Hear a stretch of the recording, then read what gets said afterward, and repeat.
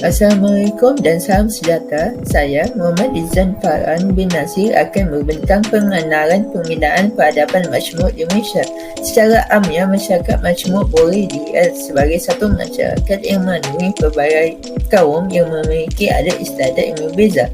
Walaupun setiap kaum memiliki adat istiadat yang berbeza, tetapi masih hidup dalam satu bendera.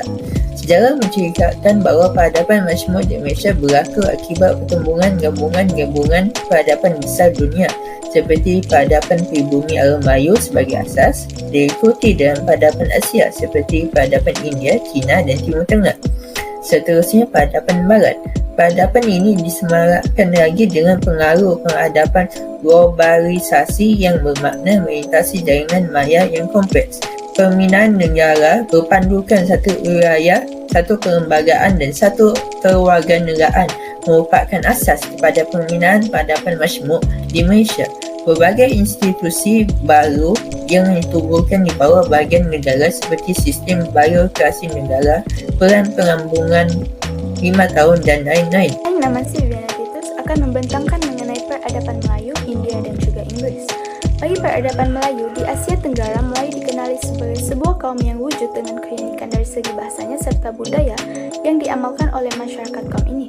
Sehubungan dengan itu, Melayu pernah menjadi salah satu kerajaan ataupun tamadun yang dikenali serta berkembang pada abad ke-7 Masihi.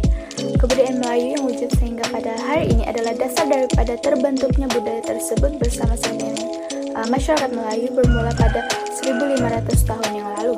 Dan terdapat banyak unsur yang mencoba untuk mempengaruhi budaya Melayu seperti datangnya budaya Hindu, Tionghoa, Barat serta Arab pada zaman dahulu kala. Bagi peradaban India, tamadun India di Malaysia bermula pada sekitar 2350 hingga 3000 sebelum Masehi. Menurut sejarah, tamadun ini pada awalnya bermula di sekitar kawasan lembah sungai Indus dan juga dikenali sebagai salah satu tamadun terawal yang masih bertahan sehingga kini. Tahap pemerintahan yang diamalkan oleh tamadun India dibagikan mengikut beberapa zaman pemerintahan yang terbagi pada dua, yaitu India Utara dan juga Selatan. Kedua-duanya wujud dari perbezaan dari segi budaya, bahasa serta amalan keagamaan. Dan tambahan pula tamadun India ingin menjalankan hubungan yang baik dengan hampir ke seluruh Asia Tenggara, yaitu dari aspek politik, ekonomi dan juga sosial. Bagi peradaban Inggris, kedatangan golongan Barat ke tanah Melayu serta sebagai kuasa kolonial ini bermula pada kedatangannya warga Portugis pada tahun 1511, kemudian diikuti oleh Belanda pada 1641 dan juga British pada 1786. Kehadiran komuniti Barat di tanah Melayu ini banyak mengubah budaya ataupun kebiasaan yang diamalkan oleh masyarakat Melayu pada ketika itu. Hal ini merangkumi dari segi politik, sosial dan juga ekonomi, dan implikasi telah berlaku di tanah Melayu dari segi perbezaan penggunaan istilah serta perkataan dalam bahasa Melayu, mengubah unsur sistem politik tanah Melayu dan juga penyebaran agama Kristen, serta mewujudkan pelbagai sistem pemerintahan. Penjajahan Portugis di tanah Melayu telah meninggalkan peradaban dari segi seni bina yang mempunyai ciri barat. Salah satunya adalah pembinaan kubu Eva Musa. Kubu ini siap dibina sebelumnya pada tahun 1548 dan menjadikan Bandar Melaka sebagai salah sebuah bandar yang mempunyai ciri seni bina seakan-akan kota bertembok pada era medieval di Eropah. Selama 130 tahun tempoh penjajahan, Portugis telah memperkenalkan teknologi pembinaan bangunan berdasarkan batu dan kayu serta seni bina yang mempunyai ciri-ciri Eropah. Seterusnya, Belanda merupakan kuasa asing yang menjajah tanah Melayu setelah mengambil alih penjajahan Portugis pada tahun 1641. Kesan penjajahan Belanda seperti peninggalan bangunan-bangunan yang mempunyai ciri-ciri reka bentuk yang mempunyai nilai tersendiri seperti gereja Christ, bangunan Statius, dan menara jam. Salah satu kesan sosial daripada penjajahan Belanda adalah peninggalan kubur Belanda yang terletak di Bandar Hilir, Melaka, bersebelahan replika Istana Kesultanan Melaka. Peradaban global pula merupakan satu proses globalisasi dalam menjadikan dunia di bawah satu kelompok yang sama tanpa mengira kedudukan geografi dan sempadan sesebuah negara. Kesan negatif yang dipengaruhi oleh peradaban global adalah masalah gejala sosial yang semakin ketara terutama dalam kalangan remaja. Salah satu punca peningkatan masalah ini adalah kerana anak-anak kurang mendapat perhatian daripada ibu bapa yang sibuk dengan kerjaya masing-masing.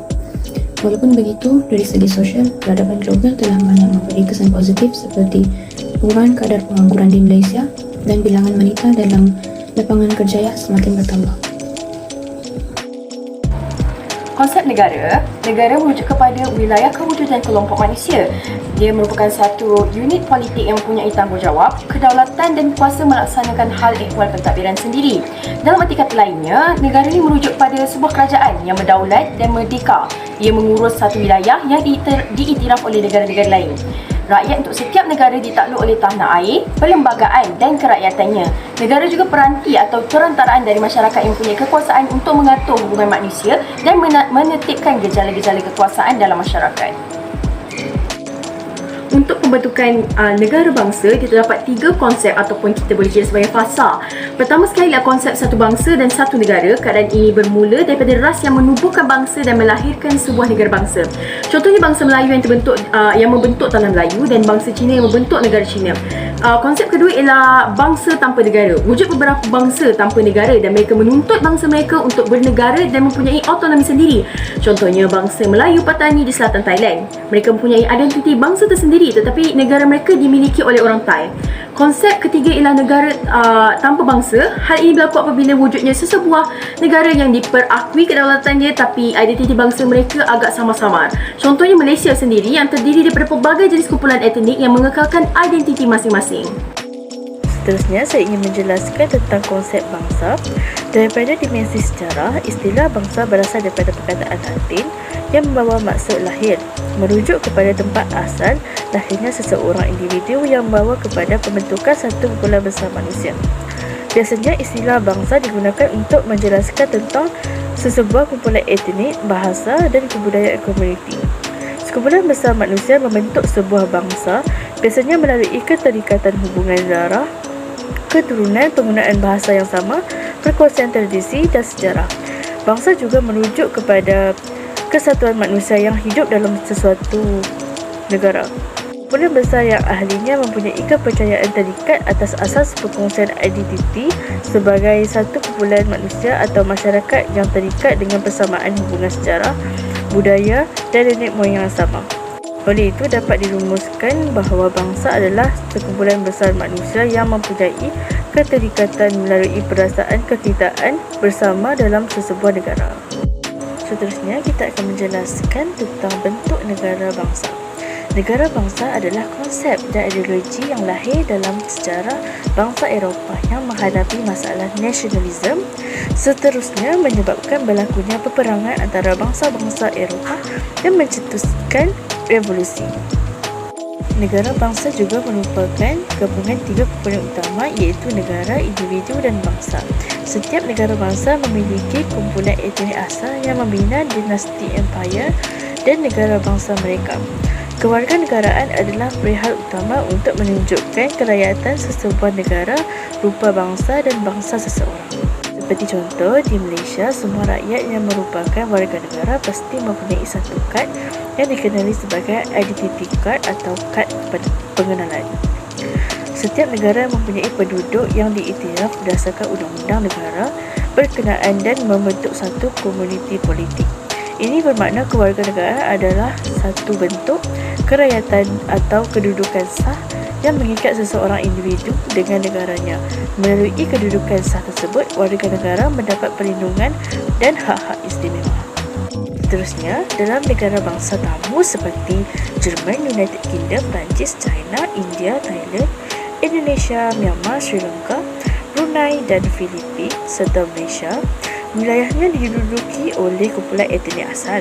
Hegemoni politik telah menjadi amalan adalah di mana anak watan diperakui dan diterima. Walau bagaimanapun, negara ini memiliki komuniti migran dari negara-negara lain, mereka tetap akan bernaung di bawah payung anak watan di situ. Transformasi sosial ke arah acuan peradaban Malaysia. Transformasi sosial merujuk kepada proses perubahan dalam hubungan, norma dan nilai yang dilembagakan dari semasa ke semasa. Gaya hidup masyarakat berubah mengikut arus pembangunan ekonomi, sains, inovasi, teknologi atau politik. Transformasi sosial oleh masyarakat majmuk daripada pelbagai etnik telah membina acuan peradaban Malaysia saban tahun. Pembinaan, negasi dan teknologi. Kemajuan melahirkan perubahan sosial. Perubahan sosial juga didefinisikan sebagai skala bentuk perubahan institusi sosial dalam satu masyarakat yang akan mempengaruhi sistem sosialnya, termasuk di dalamnya nilai, sikap dan pula-pula perikelakuan di antara setiap kelompok dalam masyarakat. Antara kemajuan yang memacu perubahan sosial masyarakat Indonesia boleh dilihat melalui kemajuan dari segi pertanian sara hidup ke komersial industri. Dalam proses peradaban, manusia berubah dari pemburuan dan pengumpulan makanan ke pengeluaran makanan. Perubahan sosial masyarakat juga boleh dilihat melalui taraf hidup yang miskin ke kelas menengah. Malaysia telah berjaya membasmi kemiskinan dan meningkatkan taraf kehidupan masyarakat menerusi kemajuan di Malaysia yang semakin mencanak naik. Seterusnya, peralihan dari pendesaan ke kosmopolitan juga berkait rapat dengan perubahan sosial di Malaysia. Transformasi sosial melahirkan kerencaman sosial berpaksikan budaya moderniti dan kepelbagaian. Berasaskan dimensi sejarah, perkembangan idea moderniti mempunyai susu galur yang panjang dan moderniti disebut sebagai membina imej baru. Transformasi sosial telah melahirkan kerencaman sosial berpaksikan budaya, kemodenan dan kepelbagaian di Malaysia. Perkongsian nilai sejagat boleh dilihat sebagai transformasi sosial yang berlaku di Malaysia. Contohnya, rakyat Malaysia dapat hidup bertolak ansur, tolong-menolong, bekerjasama walaupun hidup berbeza agama, kaum dan budaya. Seterusnya ialah impak kerencaman sosial norma sejagat. Yang pertama adalah budaya politik baharu di negara Malaysia. Itu terdapat perubahan yang besar dan kesan-kesan dia adalah kebebasan bersuara dalam kalangan masyarakat Malaysia, di mana mereka dapat menyuarakan pendapat mereka dengan sistem politik yang baharu dan juga demokrasi yang memberi lebih banyak keuntungan kepada rakyat Malaysia berbanding sebelum berlakunya demokrasi diperkenalkan di negara Malaysia. Dan juga mudah untuk mendapatkan akses maklumat daripada surat kabar maupun berita, radio, dan mereka bebas untuk mendapatkan maklumat-maklumat baharu.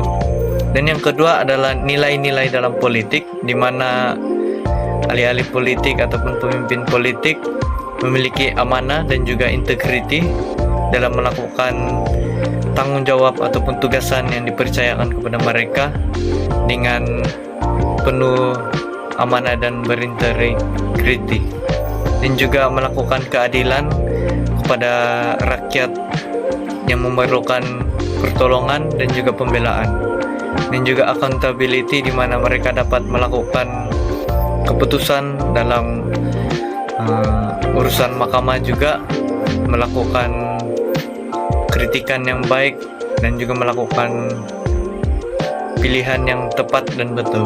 Dan yang terakhir adalah isu, di mana ketika berlakunya impak kerencaman sosial norma sejagat ini, ada beberapa isu yang terjadi yang sering kita dengar, yaitu rasuah yang terjadi di kalangan ahli-ahli politik maupun rakyat juga melakukan rasuah, memberi dan menerima untuk kepentingan diri sendiri. Dan juga salah guna kuasa, di mana ketika memiliki authority ataupun kuasa untuk melakukan keputusan atau membuat satu aturan ataupun undang-undang baharu, mereka akan menggunakan kuasa mereka dengan cara yang salah dan tidak betul. Dan yang terakhir adalah federalisme. Federalisme ini yaitu di mana mereka tidak dapat membuat pilihan ataupun sukar membuat pilihan dalam mahkamah dan juga melakukan keputusan sehingga dapat menimbulkan permasalahan terjadi. Tuntasnya, peradaban majmuk di Malaysia sudah lama berlaku apabila peradaban lain telah bercampur melalui urusan perdagangan dan penjajahan. Oleh hal yang demikian, wujudnya masyarakat berbagai kaum di Malaysia. Hal ini telah membawa kepada pembentukan negara bangsa di mana ianya bertujuan untuk membentuk masyarakat yang bersatu padu tanpa mengira kaum dan bangsa. Perpaduan dalam masyarakat amatlah penting dalam mengekalkan keamanan dalam sesebuah negara. Hal ini dikatakan demikian kerana tanpa perpaduan antara kaum dan bangsa, peristiwa berdarah pada 13 Mei 1969 mungkin akan berulang. Namun yang demikian, terdapat cabaran dan halangan berlaku dalam usaha membangunkan bangsa seperti mana yang berlaku masa era Malaysia Baru, di mana terdapat perbalahan antara konsep bangsa idaman yang ingin dibangunkan ketika itu. Oleh itu, amatlah penting untuk memahami titik-titik penting yang berlaku sepanjang pembentukan sebuah negara bangsa dalam membentuk sebuah negara bangsa yang lebih